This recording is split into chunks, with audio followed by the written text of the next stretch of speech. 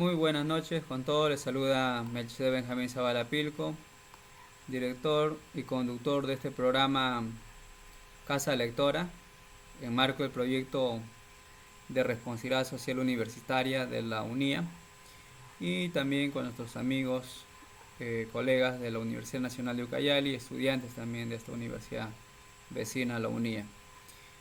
Como todas las noches tenemos una cita de tertulias literarias para comentar sobre las obras eh, literarias. Este espacio Casa Lectora es pro lectura y fácil es leer y escribir, pero lo más complejo es comentar una obra, ¿no? Es un nivel, una capacidad de nivel alto para desarrollar el comentario de una obra.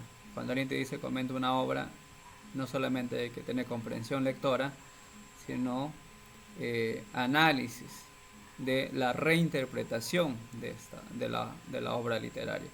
En esta ocasión tenemos bien a presentar el día de hoy eh, la obra El Paiche, del escritor César Calvo de Araujo, y el título de la obra ya nos extrapola a nuestro contexto, la Amazonía, especialmente Iquitos, donde se ha escrito esta obra, El Paiche, con el escritor César Calvo de Araujo, ¿no? Quien ha sido el autor de esta obra, y tenemos el gusto de tener en esta noche a la escritora, artista, una dama, doctora Sámara Elaine Ponce Bardales, quien nos va a comentar esta obra sobre el Paiche. Muy bien, vamos a hacer una introducción sobre la vida y obra de César Calvo de Araujo. Es importante, antes de introducirse a la lectura, antes de comprender el texto y hacer el comentario, siempre es bueno conocer la vida del autor.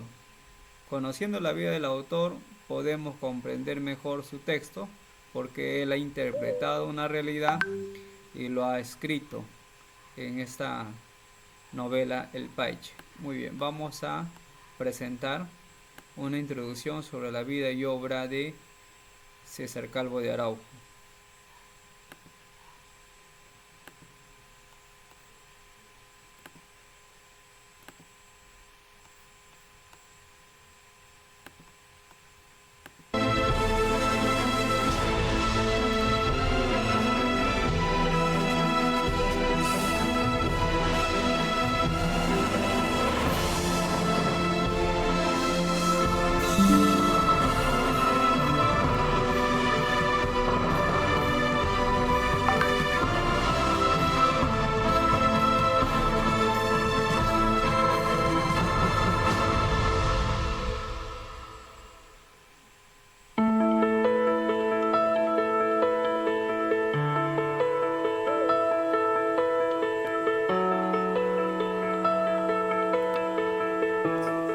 Nuevamente, ahora que las lluvias del verano enlodan los caminos del retorno, hay que cortar los trinos de las aves, los truenos de las noches y entrar en casa de la vida a tientas para que no se enteren las hojas y las sombras. En los años 60, un grupo de jóvenes poetas y literatos tenía su casa de encuentro aquí en alguna de estas casitas de la Bajada de Baños en Barranco. Grandes declamadores como Arturo Corcuera o Javier Heró eran parte de este grupo. Sería genial hacer un especial sobre esta generación de los años 60, pero hoy nos vamos a concentrar en uno solo, el genial, carismático e inimitable César Calvo, porque esto sucedió en el Perú. Ahora sigue tú, César. Ni el olvido sabrá de este regreso, apenas si el aroma de las tardes, al esculpir sus rosas en el viento, hablará de nosotros. Y desde nuestras solas soledades, seguirán extrañándonos los ecos.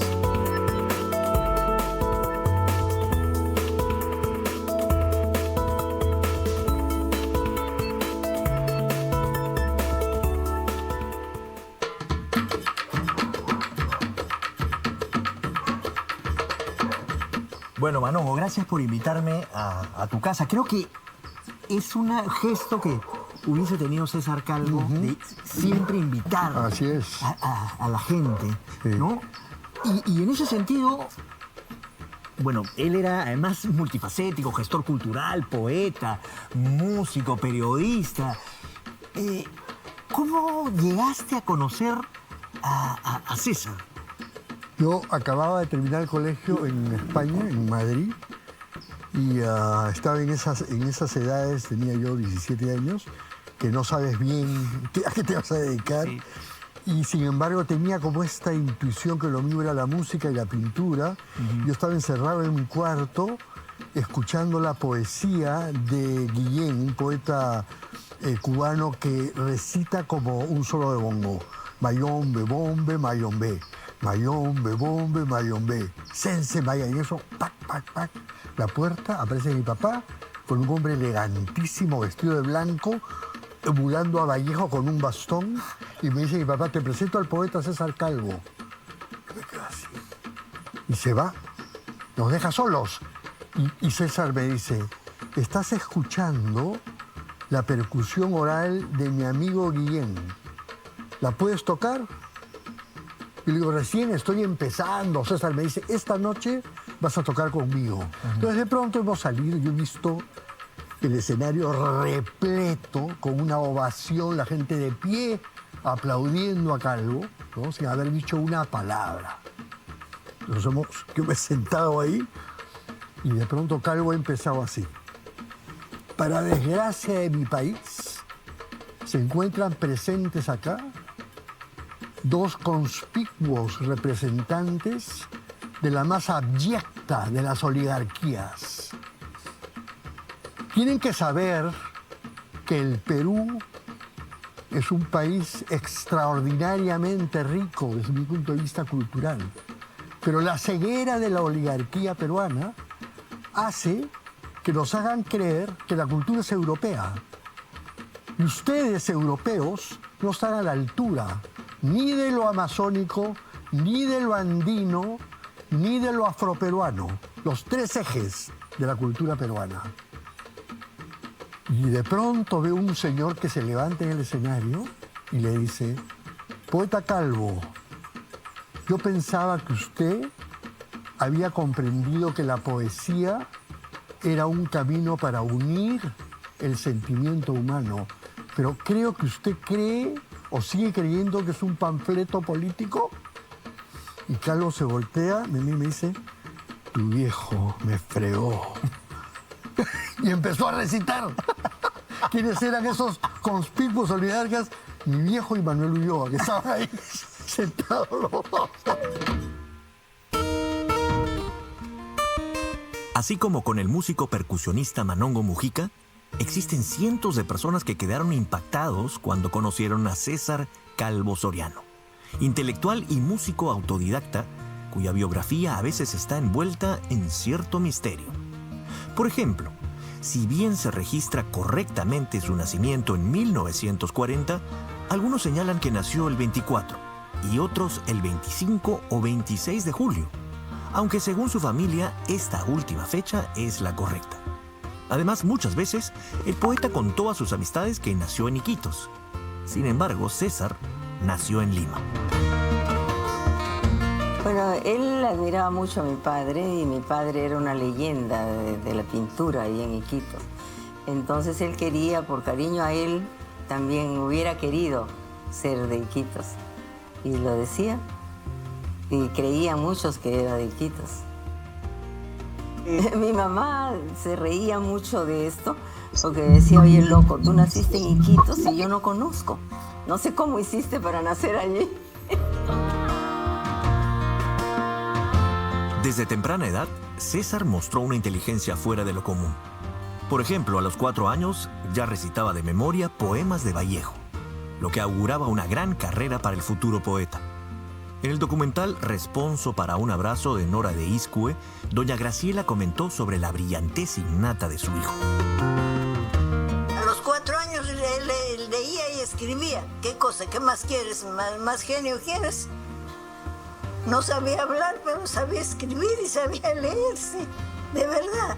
Yo le enseñaba a leer a mi hijavita para que se tranquilicen y dejen que trabaje su padre. Y sale leyendo él. Yo no le enseñé nada.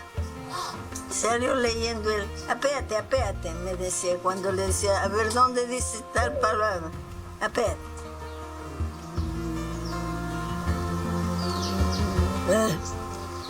Tal, pues, se lo aprendía de memoria todo el abecedario. César fue el segundo de 4 hermanos por parte de madre y padre, y tuvo en total 12 hermanos, contando los hijos de su padre con otros compromisos. Mantuvo una profunda cercanía con su madre, doña Graciela, a quien amaba profundamente.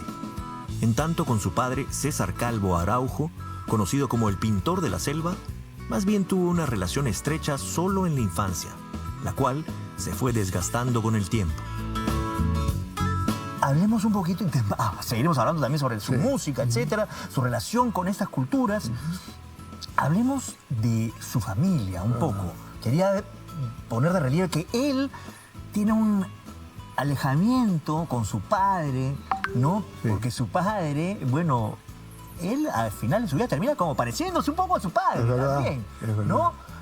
Y él tiene una cantidad de hermanos, medios hermanos de la vida, y de pronto con ellos mantuvo ese acercamiento que no lo tuvo con su padre. Mantuvo ese acercamiento o trató de mantenerlo y estar siempre con su familia. Era una persona familiar, o sea, de familia. Sí.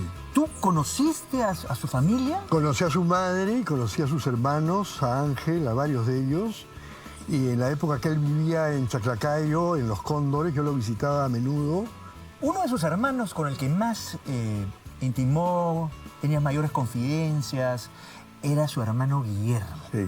Su hermano Guillermo, que hasta el día de hoy sigue, digamos, siendo el vocero del trabajo de Calvo a través de blogs, de escritos, etcétera. Además compartía la afición por Alianza Lima con él. Sí. Era íntimo. Sí. Y sigue esta vigente a través de su hermano la obra de Calvo, ¿no?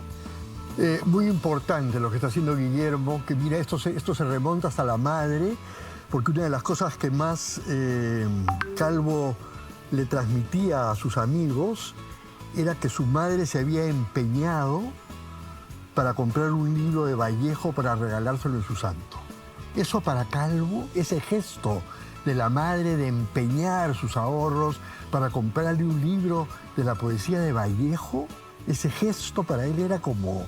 ahí estaba todo su mundo. En esa época nosotros vivíamos en Pucallpa. Estoy hablando de mi hermana mayor por un año, Rocío. Y yo vivíamos en Pucallpa con mi mamá. Y de un momento a otro escuchábamos que tocan la puerta y abríamos y era mi hermano César. Era una maravilla, era fiesta para nosotros. Porque lo primero que él hacía apenas llegaba a Pucallpa era ir a vernos a sus hermanas menores, que éramos las 2 últimas. Y no cabíamos en alegría y nos abrazaba, nos cargaba porque él era mucho más alto, era alto. César vivió su niñez en la calle Coca, ubicada en la cuadra 4 del Jirón Carabaya, cerca a Palacio de Gobierno. Asistió a la escuela primaria número 414, Pedro Tomás Drinot, y durante la secundaria estudió en el Hipólito Unanue, también ubicado en el Cercado de Lima. A mediados de los 50 ingresó a la Universidad Nacional Mayor de San Marcos, donde se inscribió en la Facultad de Letras.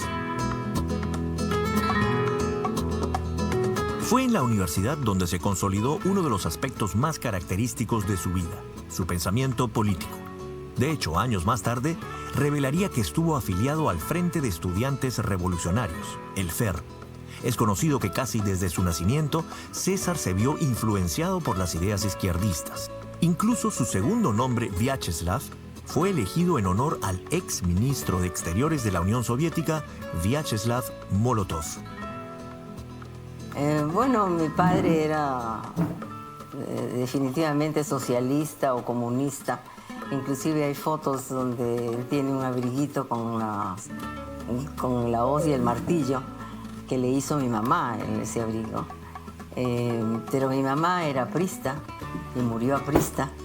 Mi abuelo, padre de mi madre, también era aprista. Entonces César se nutrió mucho del APRA al principio. Mi abuelo era narcosindicalista, ¿no? No narcosindicalista, anarcosindicalista. Entonces mi abuelo había sido amigo de Guitarra, de Barba, de estos lugares que se iban a poner así, y a las 8 horas, y estiró este los otros. Y como mi padre era comunista, y mi madre aprista, por eso salían los poetas primero. Pero ahí se reunían frente al Palacio de Odría, que estaba al frente. Perdón, el Palacio de Gobierno era el Palacio de Odría. ¿Quién iba a sospechar que el sastre Víctor Soriano, que era un hombre muy respetado por los senadores que hacían ropa ahí, y los ministros, que llegaban así, se hacían pasar por operarios todos los dirigentes perseguidos y se botaban la puerta de adentro, ¿no? Durante sus años universitarios, César empezó a relacionarse con otros jóvenes de letras de tendencia progresista, ampliando así sus lecturas y su círculo de amigos. Estas conexiones no se limitaron solo a la San Marcos, sino que se extendieron también a la Facultad de Letras de la Universidad Católica. Él y Arturo Corcuera y varios otros poetas estudiaban en San Marcos. Yo estudiaba con otro grupo de poetas en la Católica, con Javier Heró, con Lucho Hernández, Toño Cisneros, pero éramos muy amigos. Se produjo una simbiosis. Ellos venían a donde nosotros íbamos a San Marcos y participábamos en los recitales de poesía que eran muy frecuentes. Había muchos poetas en ambas promociones. Hay que comenzar diciendo que César creía en la Revolución Cubana. De esto hay evidencias en sus obras y en distintas participaciones que tuvo en varios proyectos. Concretamente con la herencia africana de raíz cubana, un agente clave ahí es Nicolás Guillén, ¿no? ¿Quién fue Nicolás Guillén? Un intelectual, poeta, periodista. Cuando uno piensa en los vínculos entre Calvo y la Revolución Cubana, uno bien puede tomar en cuenta este long play que César le publicó a Nicolás Guillén en julio del 68. César Calvo también tuvo una amistad con Pablo Milanés, ciertamente. Esto se ubica sobre todo en espacios como en otras peñas, como en La Capilla, por ejemplo, que quedaba en el centro de Lima. Cuba siempre ocupó un lugar especial en la vida de César. De hecho, en la mayor de las Antillas, el poeta recibió una mención de honor en 1966 en el prestigioso Premio Internacional Casa de las Américas por su poemario El Cetro de los Jóvenes.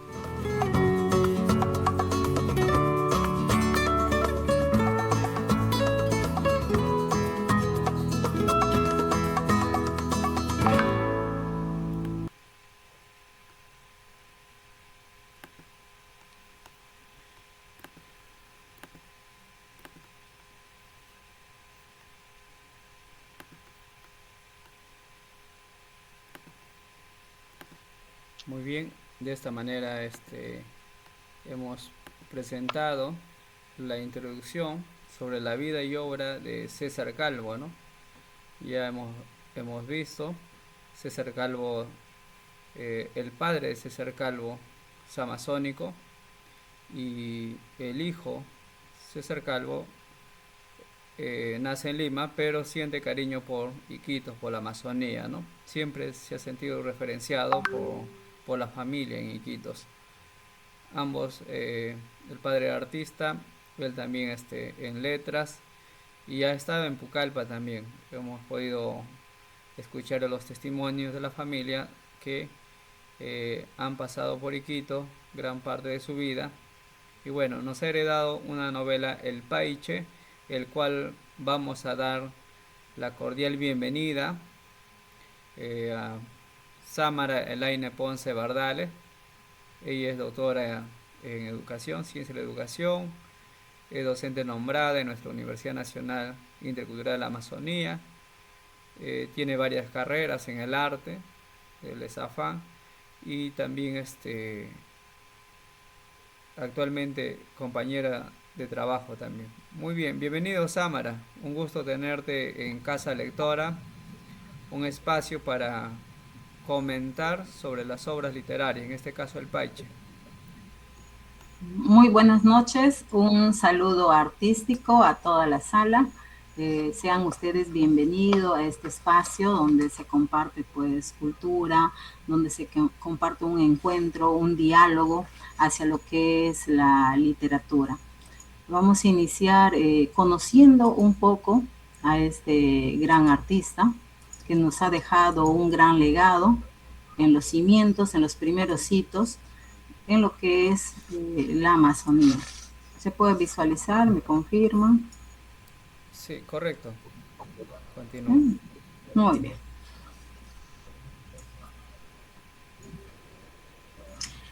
Antes de iniciar primero, vamos a ver un poco de qué es lo que conocemos realmente de nuestra selva, muchos mitos, muchas realidades. Entonces, vayamos a las preguntas. ¿El Paiche puede superar 2 metros de longitud? ¿Verdadero o falso? ¿Qué es lo que nos señalan? Espero sus comentarios. Verdadero. ¿Verdadero? Verdadero, doctora. Muy bien. ¿La Amazonía ocupará más de la mitad de nuestro territorio nacional? ¿Qué decimos a ello? Falso. ¿Qué dicen los demás? Verdadero. Acá está nuestro gráfico.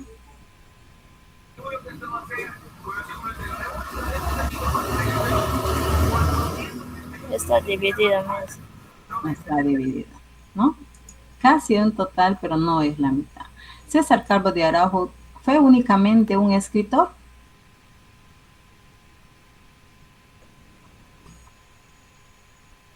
César Calvo de Araujo solo fue un escritor. No. ¿Qué decimos? Falso. Falso. Falso, miss. Falso.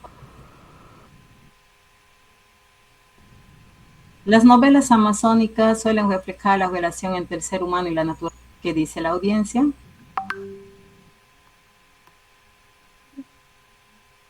Verdadero. Es verdadero.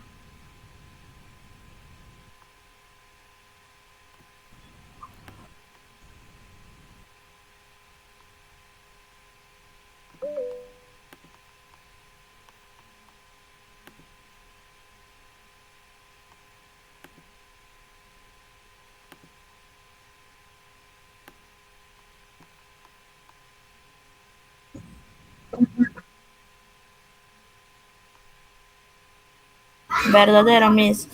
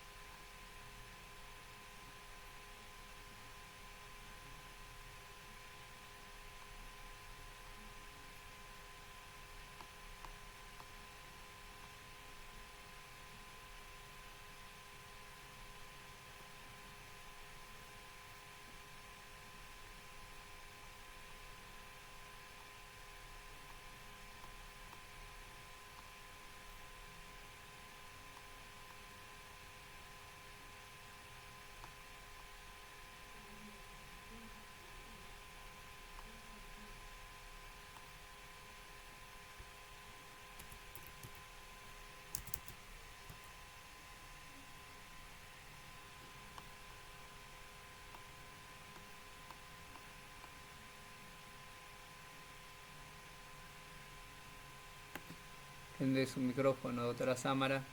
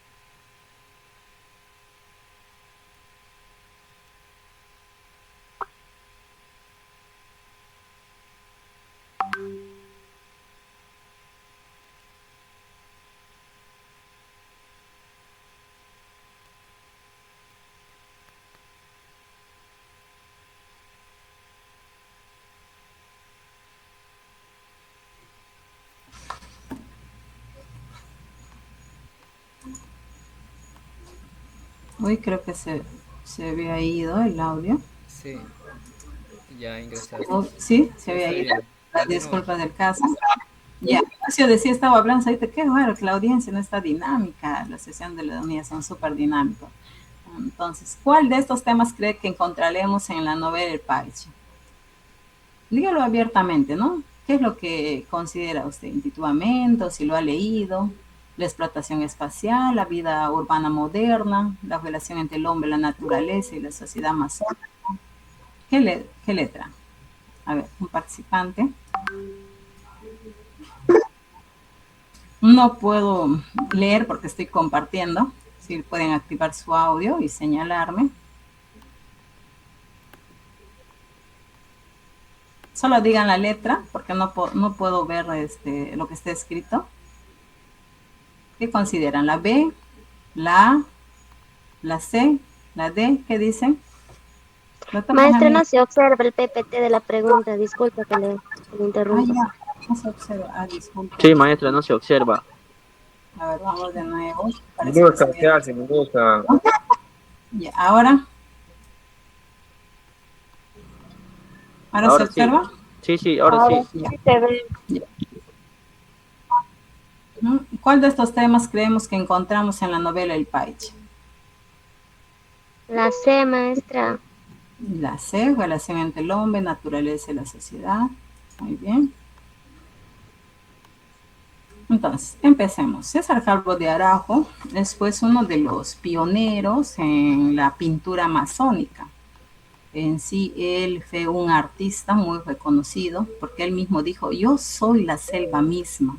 No puedo pintar ni escribir de otra manera que no sea con el latido mismo de los ríos y el clamor de mi gente. Vamos a ver un poco en la parte de introducción. Vamos a ver cómo es que el río no solo es un agua, no solo es la sangre, como decía él con sus propias letras, sino es nuestra historia, testigo de los dolores y el espejo de una verdadera libertad, ¿no? Entonces, en este viaje que vamos a hacer de la literatura, gracias al esfuerzo de responsabilidad social universitaria de Casa Lectora, al equipo, se agradece por dar estos espacios en los que podamos nosotros compartir textos y literatura. Vamos a ver también un poco de las obras de César Calvo de Araujo, elementalmente en lo que es la literatura del Paiche, en lo que es pues, la pintura, cómo él representa los descubrimientos del Amazonas, la explotación del caucho, la llegada de los buques de vapor, los pescadores, la vida cotidiana de la Amazonía, los estados climáticos de tormenta, lluvia, sol, atardeceres y los diferentes mitos que él llega a pintar. En lo que es su biografía, como se le conoce como el pintor de la selva y la voz amazónica. Y finalmente vamos a concluir en lo que sería el análisis del Paiche por César Calvo de Araujo, cuyo género es narrativo, su especie novela y que integra en la corriente literaria del regionalismo amazónico. Entonces, empecemos. César Calvo de Araujo nace en 1910 en Yurimagua, sus audios, por favor, un 7 de junio de 1910 y fallece un 21 de octubre de 1970 en la ciudad de Lima a sus 60 años de edad. La causa de su muerte fue cáncer al pulmón, producto pues de la exposición prolongada del material tóxico de los óleos. Antes los óleos no tenían ese tratamiento como tienen ahora y eran tóxicos y al pasar el tiempo pues el artista fallecía, ¿no? Por esa toxicidad. Además, Calvo pertenece en cuanto a su narrativa dentro de lo figurativo.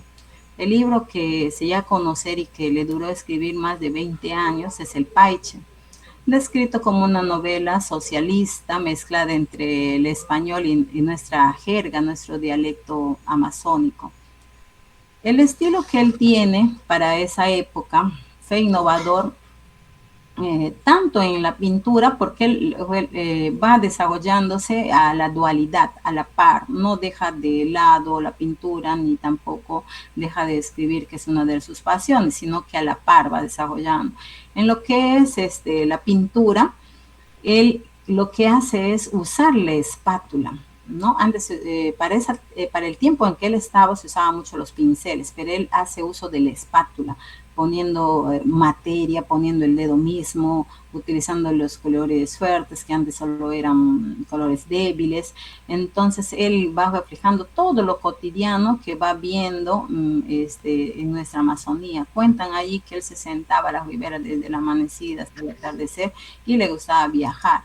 Y en cuanto, pues, a su obra, de igual manera, crea el hito de esta primera obra en la que se defiende socialmente, y no solo eso, sino que cuenta todo el contexto de explotación que va viviendo, y también la realidad que va viviendo la selva. En ese tiempo surgió el indigenismo, y César Calvo no se sentía comprometido por el indigenismo, porque solo se hablaba, pues, de la parte de la sierra y de la parte de la costa, pero no había un escritor quien enfocara la parte selvática. Entonces es el primer hito del indigenismo, en la cual se enfoca tanto en la pintura y tanto en la corriente literaria en lo que es la parte selva.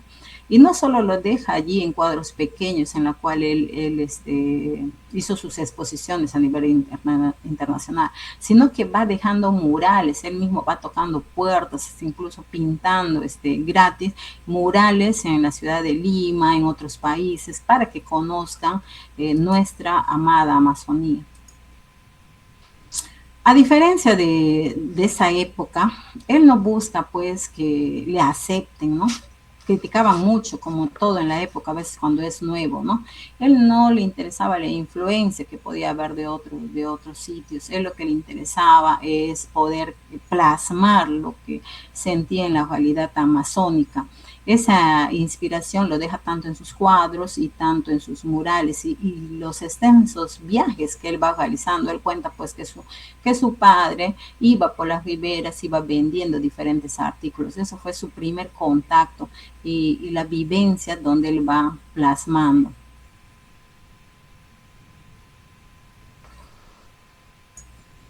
Si nosotros observamos,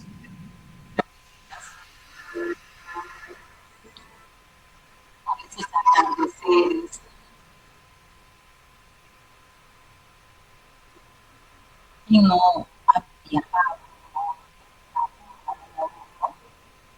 y más, ¿no? Un amanecer de la Maya, donde pues los cielos es como si fuera ese playa clara.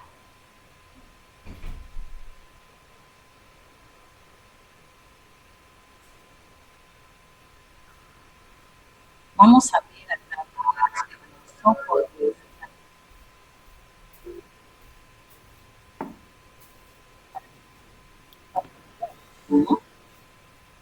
lado humano, lo que le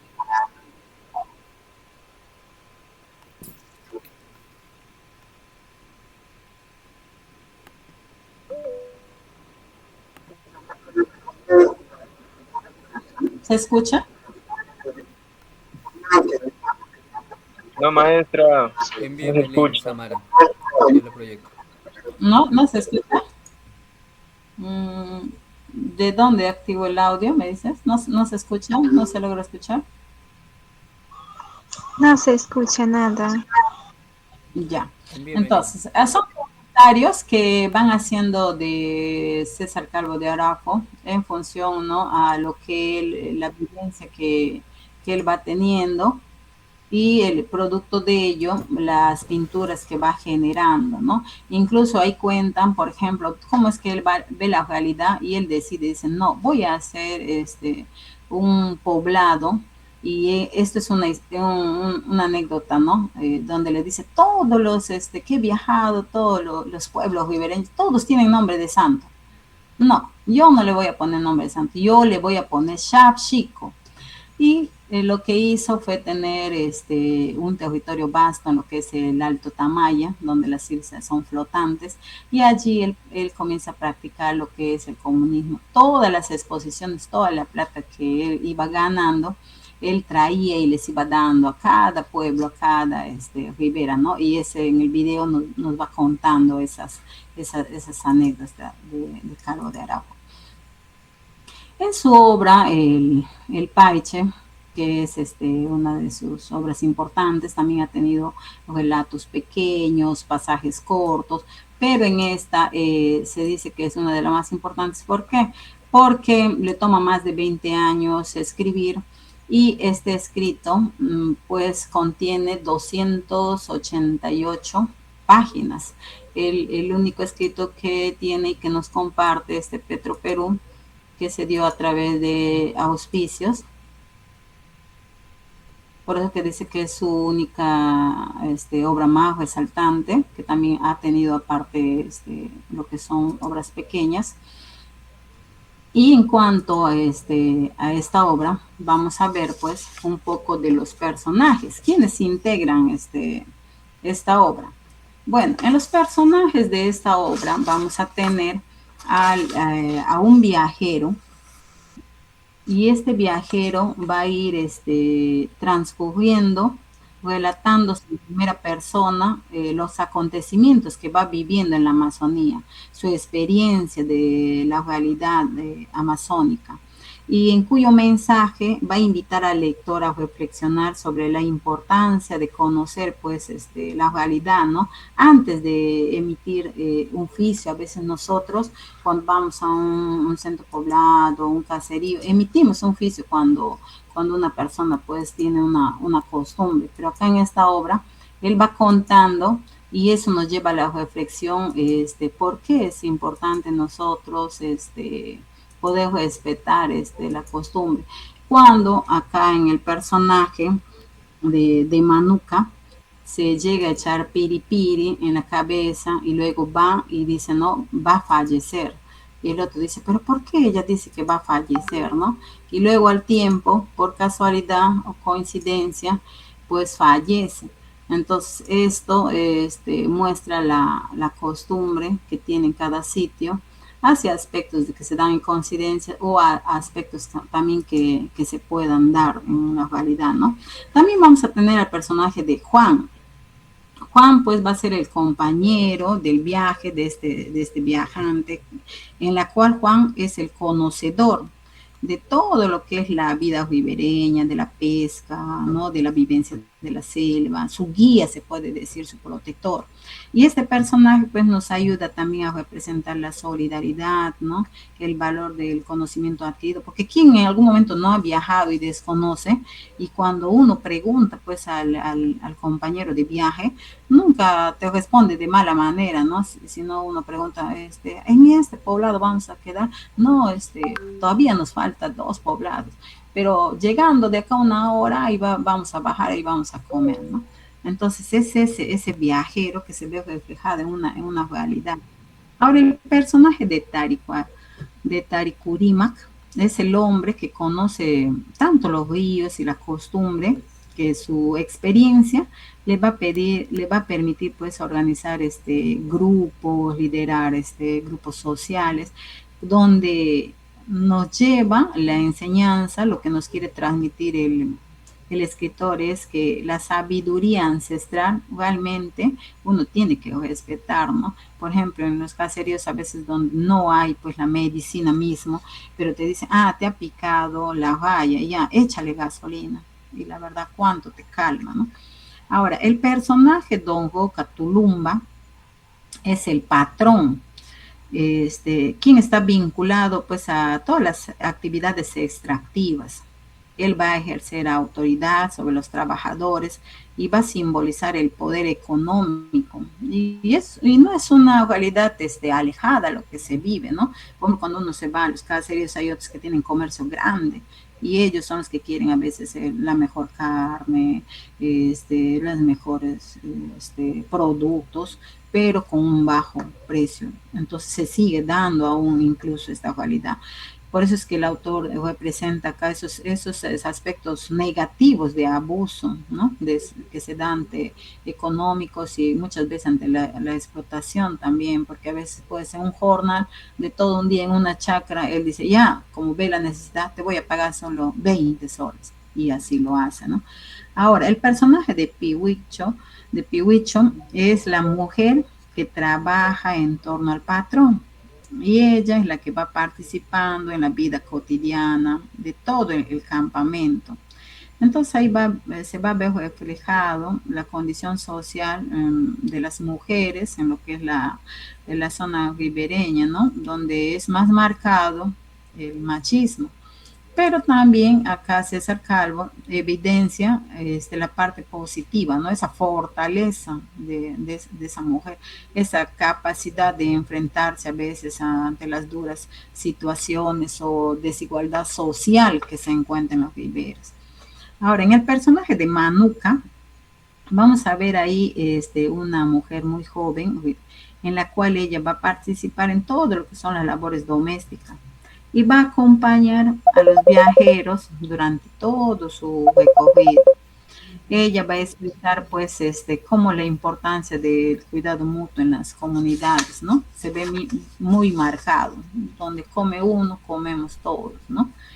Y ahí también tenemos ahí otro personaje del patrón, donde él va a figurar autoridad, el control del trabajo, control de los peones, y va a crear una dependencia económica. Te voy a dar trabajo, pero no te voy a dar dinero, sino te voy a dar una olla, te voy a dar un sartén, o te voy a dar un cernidor, cosas que en la cual el trabajador, a veces en su pensamiento, él está cumpliendo esa función pensando ganar un dinero, pero sin embargo el patrón lo que hace es poner otros elementos en los cuales él no está tomando su decisión. Entonces, ¿qué es lo que muestra esta obra?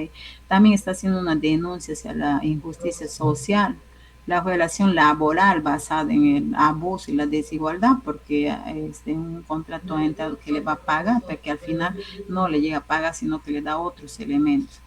Ahora, ¿quiénes son las bogas? Las bogas van a venir a ser en la obra trabajadores que se encargan de conducir todo lo que son las embarcaciones, ¿no? De toda la travesía ribereña. Ellos pues se encuentran en constante riesgo, imagínate cuando llueve, ¿no? O cuando llevan madera muy pesada, cuántas embarcaciones pues no se hunde. O cuando no hay una noche, se puede decir de luna llena. En la ribera, cuando no hay una noche de luna, pues todo es oscuro y pueden suceder muchos accidentes y va contando allá. Entonces este enfoque nos enseña cómo también la parte negativa del aprovechamiento irresponsable en la explotación de nuestros recursos, ¿no? ¿Quién está controlando esa explotación de todo lo que es la madera y para esa época también lo que sería el caucho? Pero sin embargo, que el poblador de la ribera, él coexiste sin llegar a una explotación. Los explotadores a veces el que viene de lejos, porque él está viviendo con una misión económica, mientras que el que vive ahí mismo, él solo coge lo necesario para sobrevivir. En cuanto a los personajes de los peones, pues estos son los que se van a dedicar a las labores agrícolas, extractivas, de transporte también, ¿no? Hoy por hoy pues no había la furgoneta, ¿no? Pero hoy dicen la cubota donde transportan, que sabe de madera, sabe, ¿no? Más o menos le lleva el contexto, ¿no? Cuando jalan la cubota, o cuando a veces para sacar la madera están esperando que llueva, pero si no llueve no pueden sacar la madera. Entonces, esto representa el enfoque que va dando Calvo, la lucha por la desigualdad humana, la necesidad de poder construir relaciones humanas, pero que sean pues equitativas. Y allí también están pues lo que serían los habitantes. Él está enfocado y va caracterizando cada habitante. Son personajes colectivos que nos van a mostrar la vida diaria de esa comunidad, su costumbre en cuanto, ¿no?, a su comida, su habla, su vivir, a su convivencia, así también sus dificultades y cómo ellos se van organizando. Aquí Calvo, pues lo que nos enmarca y refleja grandemente en su escrito es la solidaridad comunitaria y la importancia de que ellos se toman para poder preservar sus costumbres. El tema central de esta novela, pues va a ser la lucha económica.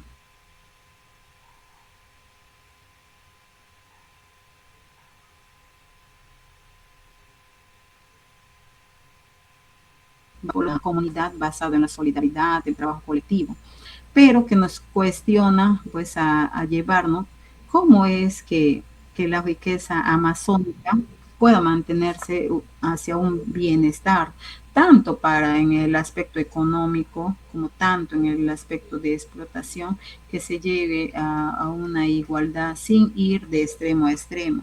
Entre los temas secundarios que vamos a encontrar en esta obra, pues la pobreza marcada, la servidumbre por los abusos con el que tiene el mayor dominio económico, y cómo es que también hay esa amistad cuando se viaja en la selva, cuando tú vas pues, de un lugar, de un caserío, en algún momento si te ha tocado viajar, cómo es las personas que tienen esa solidaridad. No hay agua, ve que tu hijita llorando, ya toma, te dicen, ¿no? Y eso se da hasta ahora, ese reflejo.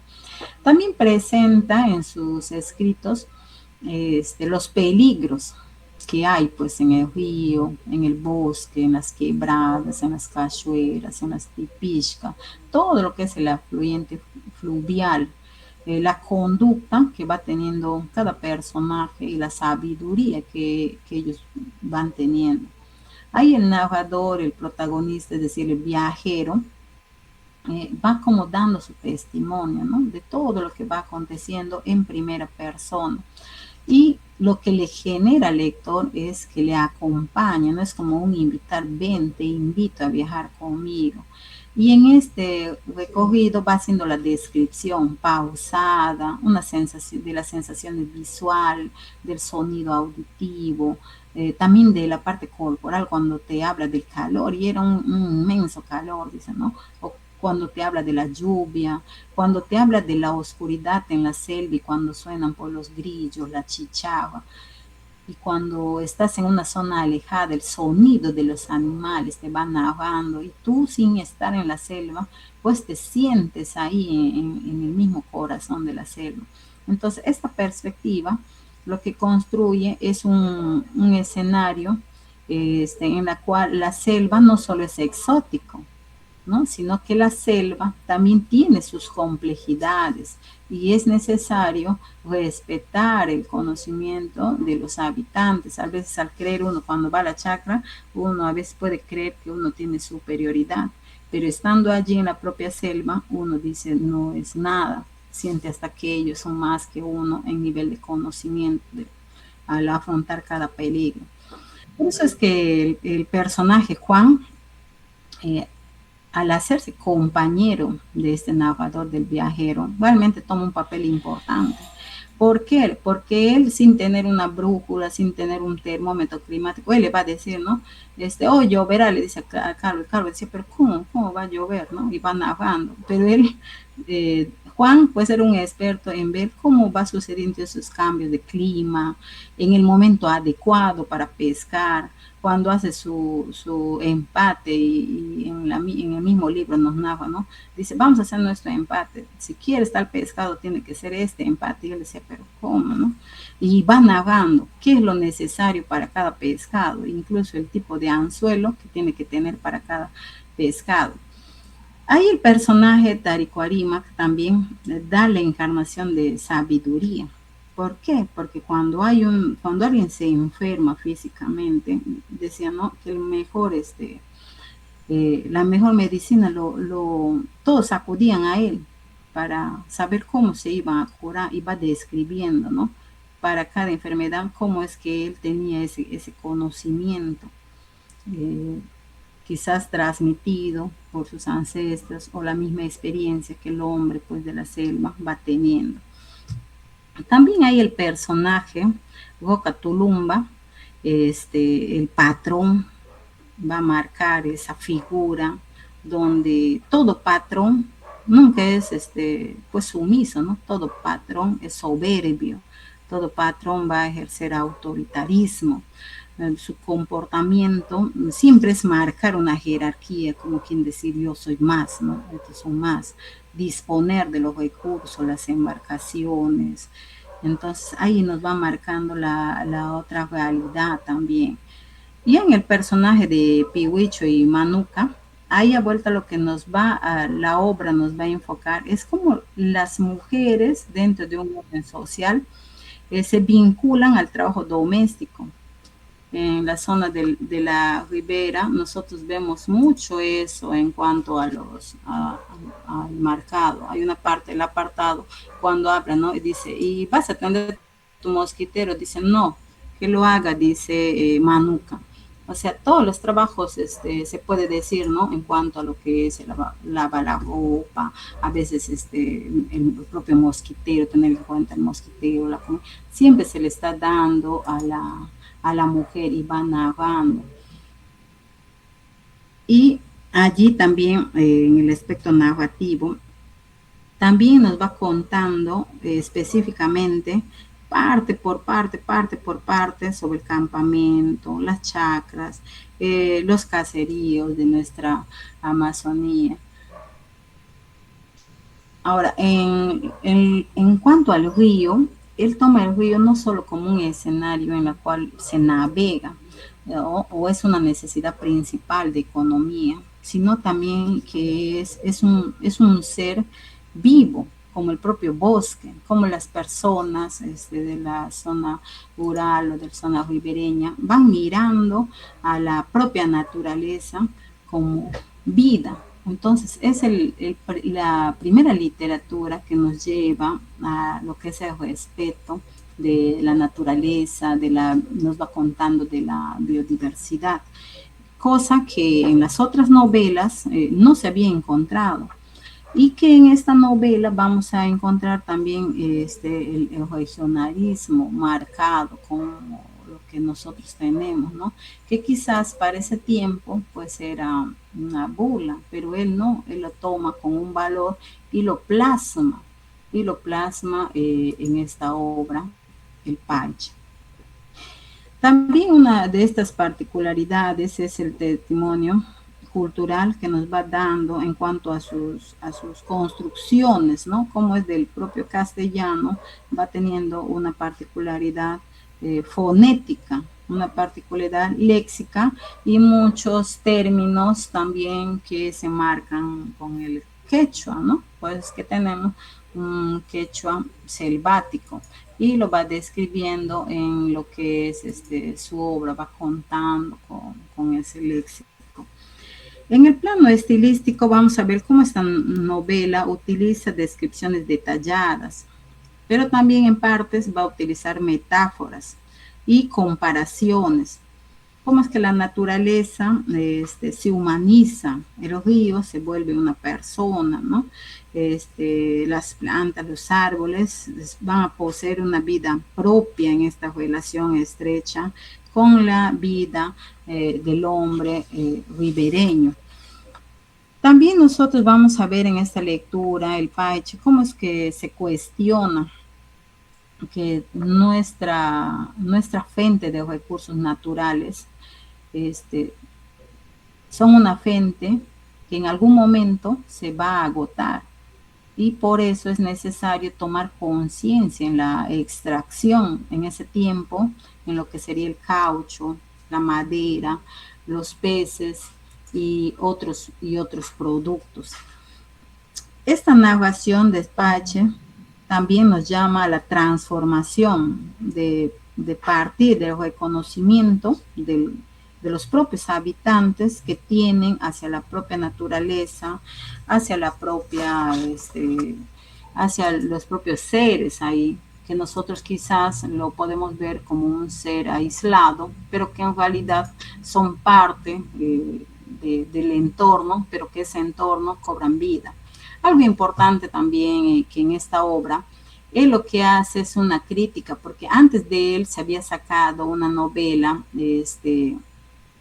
en la cual él rechaza la idea en la que esta novela, Infierno Verde, va contando y va narrando que quienes son los principales destructores de la selva son netamente las personas, ¿no? Y culpaba a las personas de la ribera. Entonces, cuando Calvo va y convive con ellos, se da cuenta que no son las personas del mismo lugar lo que destruyen, sino son otras personas. Entonces, hace ahí y dice, no, voy a escribir una obra para contar realmente lo que está sucediendo. Y no es como está contando este autor en Infierno Verde, donde prácticamente echan la responsabilidad a las personas de las mismas riberas, a los que vivían ahí. Ahí también en la obra vamos a ver la primera obra que va a enmarcar la conciencia ambiental, la denuncia de la pesca. Ahí nos cuenta en la narrativa sobre el barbasco, ¿no? Y el daño que puede hacer a futuro.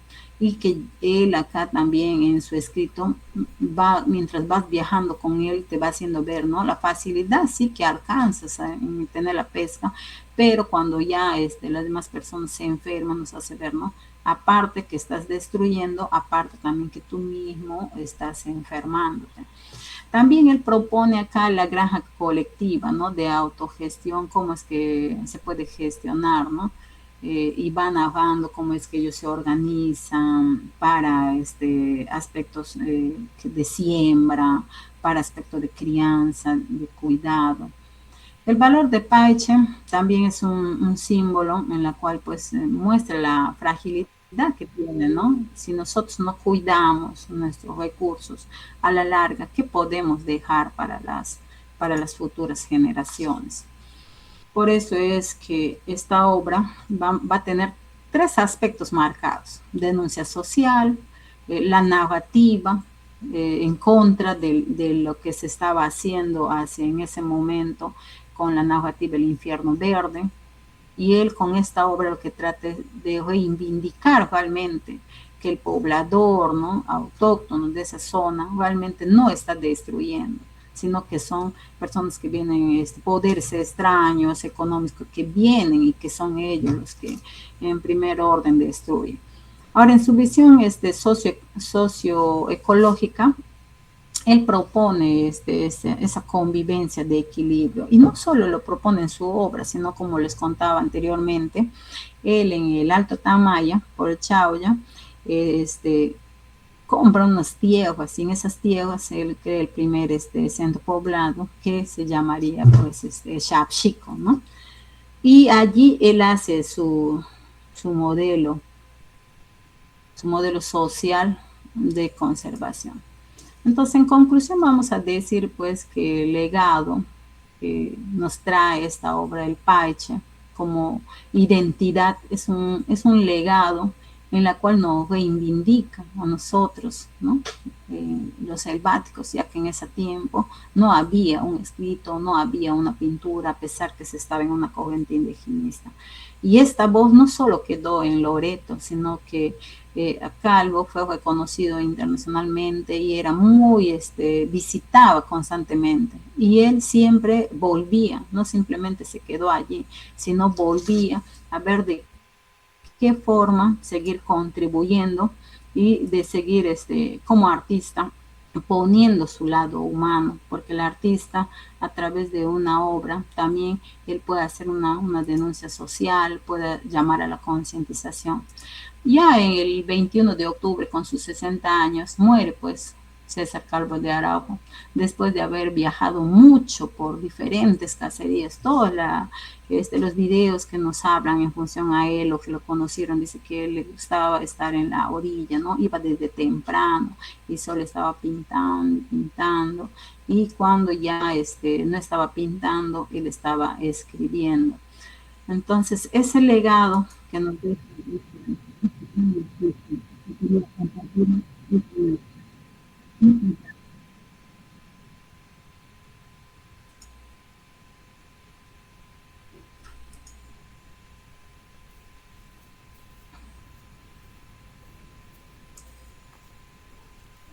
Hola.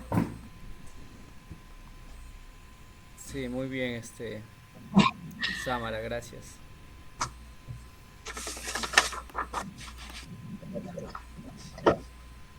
Muy bien, agradecer a la doctora Samara por su brillante exposición de forma didáctica, muy fabuloso. Hay un reto por los que no han leído todavía la obra El Paiche, continuar con la lectura y seguir avanzando en lo que es cultivando la lectura desde la Amazonía. Y como inició Samara, tenemos un texto muy bonito desde la Amazonía por César Calvo de Araujo. Muy bien, Samara, ¿vas a continuar? No, si hubiera algunas preguntas, muy bien. Estoy aquí para muy poder bien, ¿no? Responder más. Samara, le voy a hacer una pregunta y luego el público también puede levantar la mano para hacer de esta manera. Claro, o realizar su comentario también, ¿no? Sí, comentarios también.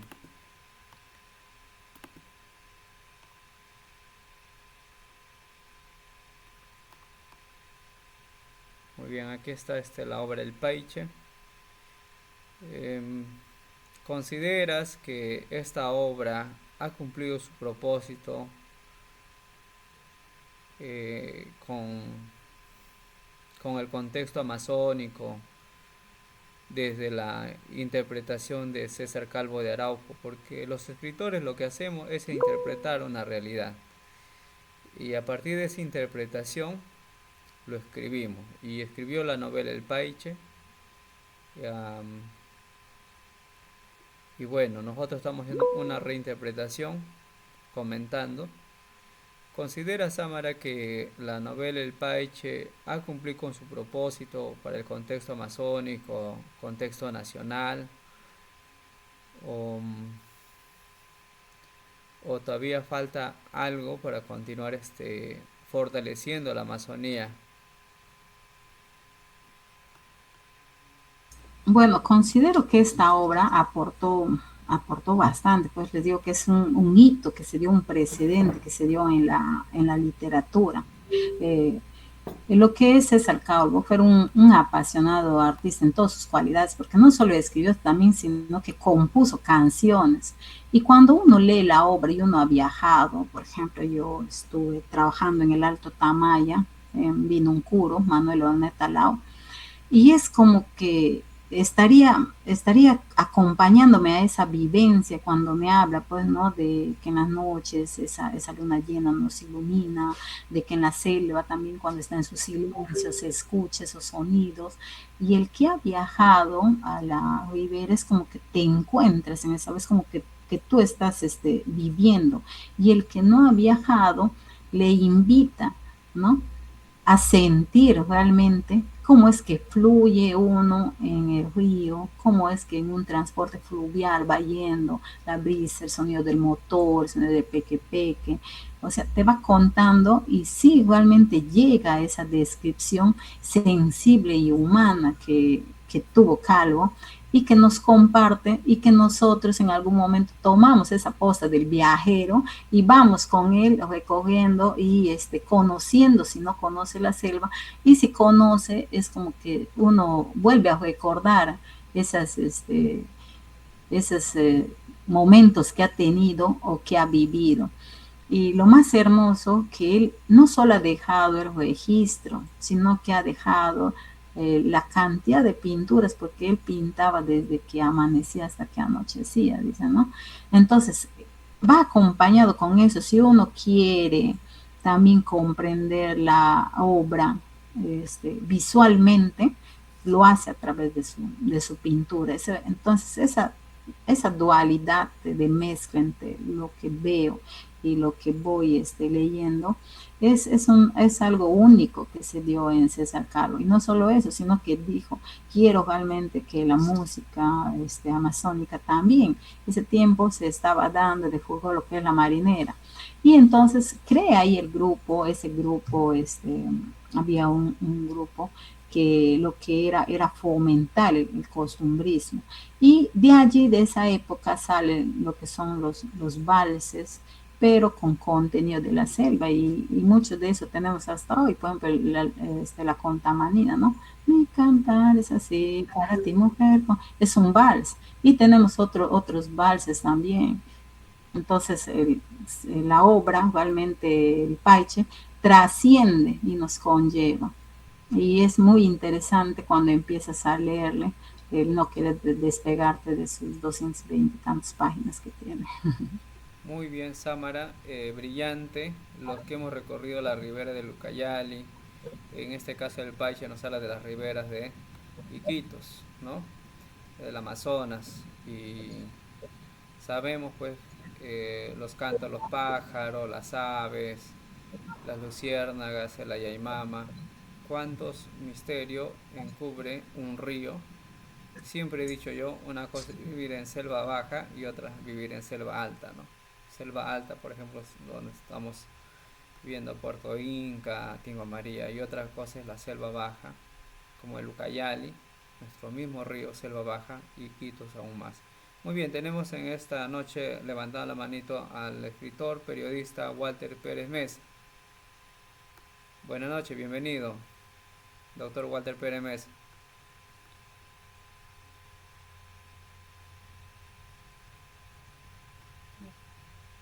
Buenas noches.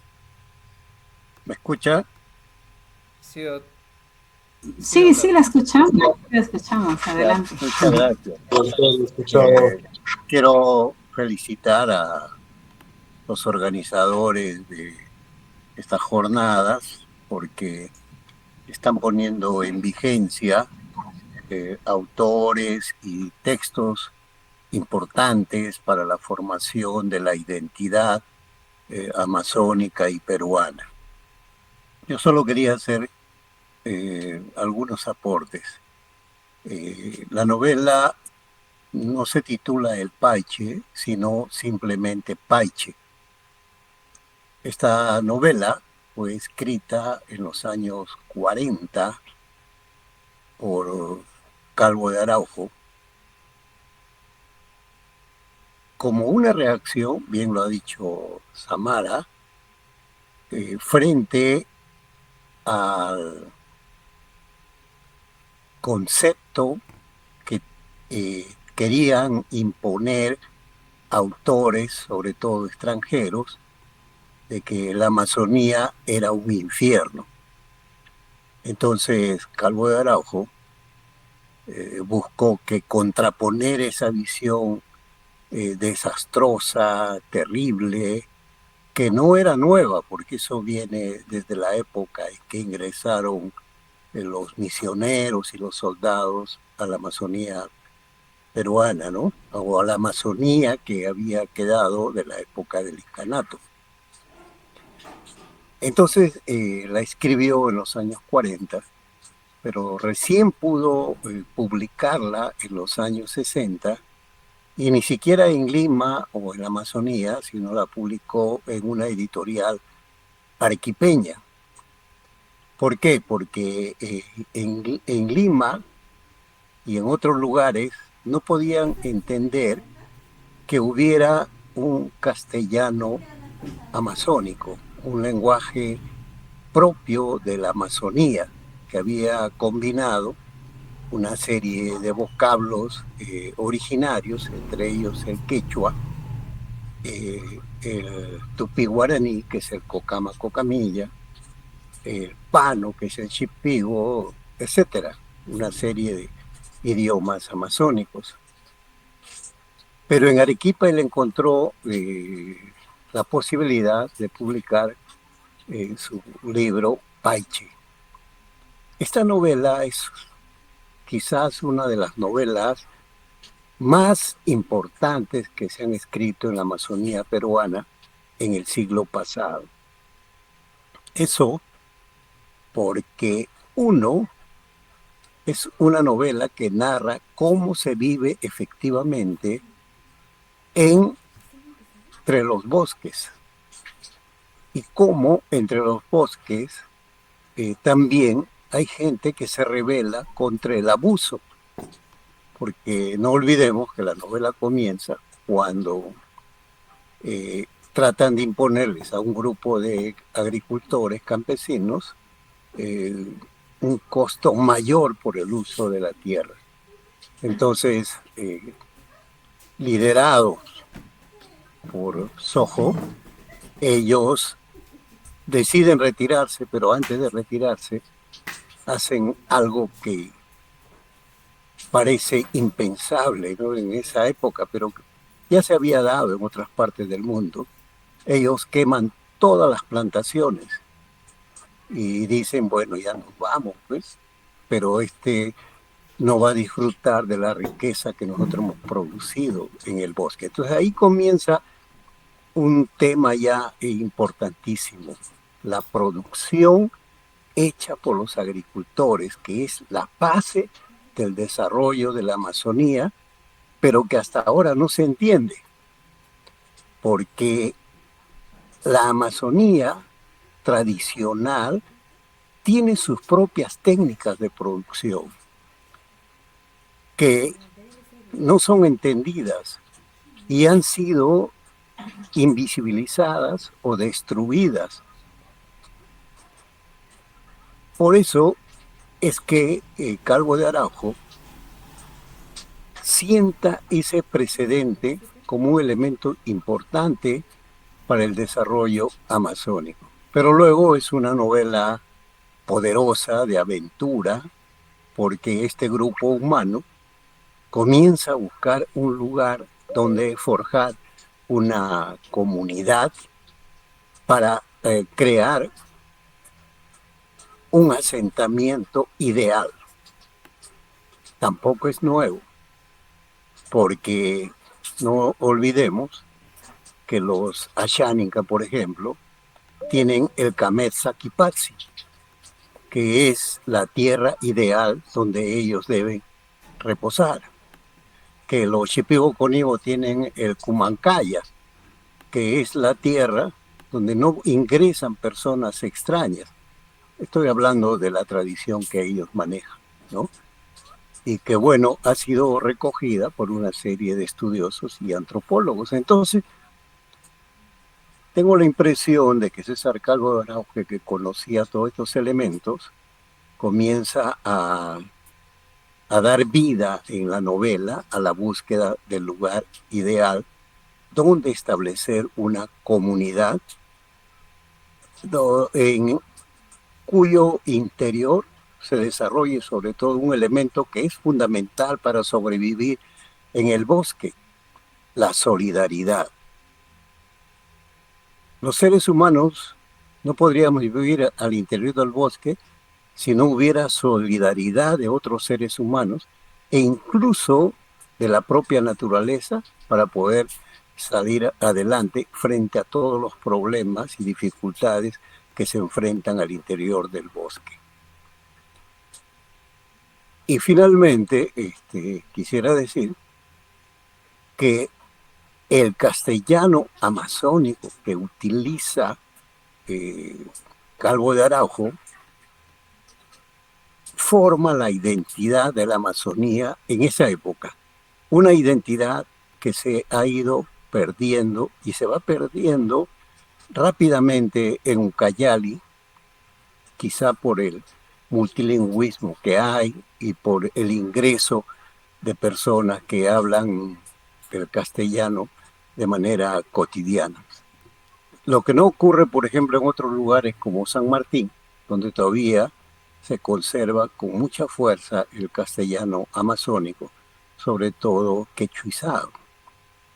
Así que leer Paiche, para mí particularmente, es participar de la aventura de la selva y el bosque y de toda una comunidad que nos lleva a la tierra ideal, a un lugar que podría parecer utópico, pero que en la selva se puede encontrar, porque la selva puede proporcionarnos no solamente alimentación, sino también medicinas y también el conocimiento filosófico de por qué estamos en este planeta, cuál es la misión que tenemos en la vida que se sustenta en esa palabra poderosa que recorre toda la novela, en la solidaridad, sobre todo de las personas de menos recursos económicos y que sufren los abusos de los poderosos, de los dueños del país. Eso para mí es importante, que ustedes que están en esta jornada puedan insistir en que los estudiantes, sobre todo, aquellos que van a ser profesionales y van a estar trabajando en las comunidades o en las zonas rurales, conozcan el castellano que se ha manejado desde antes y que todavía en las zonas rurales se continúa manejando. Muchas gracias. Muchas gracias, doctor Walter Pérez Mesa. Siempre tenemos referencia de usted por las visitas a las regiones amazónicas. Hace poco ha estado Walter Pérez Mesa en coloquio internacional de literatura en Moyobamba, San Martín, ¿no? Y gracias por el aporte, es un gusto tenerlo acá en Casa Lectora, por el aporte que hizo sobre la valoración de la obra El Paiche y la visibilización de esta obra a través de los maestros en las aulas de nuestras regiones amazónicas, sobre todo en Pucallpa, ¿no? Sabiendo que César Calvo de Araujo también vivió o pasaba en todo caso por la ciudad de Pucallpa. Su familia vivía acá, entonces también pasaba por Pucallpa y ha recogido mucha información de la Amazonía y lo encontramos en esta obra del Paiche. Muy bien, hemos tenido también levantado una manito. A ver, Benjamín, sí, doctor Benjamín. Aló, doctor Benjamín, Sí. disculpe que interrumpa. Está bien, no hay problema. Solo dos cositas. Uno, repito, la obra no se titula El Paiche, se titula solamente Paiche. Dos, César Calvo de Araujo estableció, después de haber estado por el Tamaya, estableció su fundo, el Xapxico, así lo llamaba, en las orillas del río Utuquinía, muy cerca de un caserío que está en el río Utuquinía, que se llama Santa Sofía de Utuquinía. Y entonces él vivía allí y venía regularmente a Pucallpa. Y en Pucallpa, sobre todo, se acercaba a un restaurante de esa época que se llamaba el Checherrún. Ese restaurante era administrado por el poeta iquiteño Javier Dávila Durán. Y él lo había alquilado al famoso escultor Agustín Rivas. Allí donde es la casa museo de Agustín Rivas, ahí funcionaba este restaurante, el Checherrún. Y los mozos de ese restaurante eran dos poetas ucayalinos, Jorge Nájar Cocali, que ahora reside en Europa, y Juan Sánchez Pacheco, que vive en Pucallpa. Entonces César Calvo de Araujo llegaba al Checherrún porque iba a encontrar conversación con los poetas jóvenes en aquella época. Y él no pasó ocasionalmente por Pucallpa, como te digo, vivía en el río Utuquinía, en su fundo el Xapxico. Incluso acá tuvo a la última de sus parejas, una señora de Huánuco, y tuvo 2 hijas con ella que vivieron en Pucallpa. Eso nomás quería aportar. Y disculpa por la interrupción, muchas gracias. Muy bien, doctor Walter Pérez Mesa, primero la corrección de la obra, el título Paiche, y luego por los aportes testimoniales, se puede decir, de César Calvo de Araujo por su estadía en Pucallpa, ¿no? Estos restaurantes hay que visitar, somos pucalpinos y de todas maneras estos museos y también a los escritores ya va a haber En el otro semestre vamos a hacer homenaje a los escritores regionales. Todavía hay un reto y Ucayali tiene bastantes escritores. Algunos están en esta sala y los libros, los escritores no solamente están